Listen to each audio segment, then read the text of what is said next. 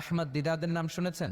জাকির নায়েকের গুরু আহমদ দিদাদ একটা বই লিখেছেন, the ultimate miracle of the holy Quran. ওই বইতে তিনি উল্লেখ করেছেন ইউনাইটেড স্টেটস অফ আমেরিকার কিছু বিজ্ঞানীরা সবচেয়ে পাওয়ারফুল যে কম্পিউটার ক্রে 1 সুপার কম্পিউটার, এটা দিয়ে আমেরিকার মিলিটারিতে যারা চান্স পায়, মানে সেনাবাহিনীতে, তারা ম্যাথমেটিক্যাল ক্যালকুলেশন গুলো করার জন্য এই কম্পিউটার ব্যবহার করে। আহমদ দিদাত তার ultimate miracle of the Holi কোরআনে বলছেন যে কম্পিউটারের সব ইনফরমেশন গুলোকে কনসাইজ করে ওই ক্রে 1 সুপার কম্পিউটারের মাইক্রো চিপসের ভেতর ঢুকিয়ে কমান্ড করেছে, is it possible to create a book like কোরআন?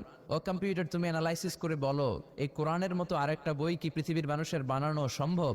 আপনারা বলছেন জি না, কিন্তু কম্পিউটার বলেছে ইয়েস, সম্ভব। It's possible but you need to spend more than 63 octillion years. সম্ভব, কিন্তু পৃথিবীর সব মানুষদেরকে 63 অক্ট্রিলিয়ন বছর বেঁচে থাকা লাগবে আর চেষ্টা করা লাগবে।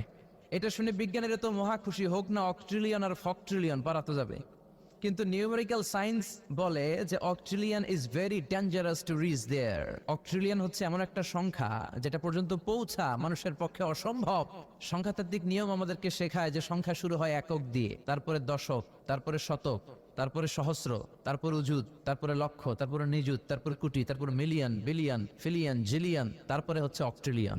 সুবহানাল্লাহ কইতে বললেন না? এই 63 অক্ট্রিলিয়ন বছর আমাদের বাইসে থাকা লাগবে। আর 63 বছরই তো আমরা হায়াত পাই না, ঠিক কি না?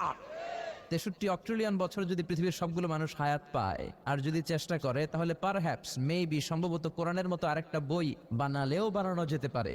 সর্বশেষ কম্পিউটারের স্ক্রিনে অ্যানালাইসিস শেষে, বিশ্লেষণ শেষে যে কথাটা এসেছে সেটা হচ্ছে it's quite impossible to create a book like Quran. পৃথিবীর মানুষগুলোর 63 অক্ট্রিলিয়ন বছর বেঁচে থাকাও সম্ভব না, কোরআনের মতো আরেকটা বইও বানানো সম্ভব না। চিল্লায় বলেন ঠিক কিনা? ওই কোরআন আমাদের হাতে আজও আছে না নাই?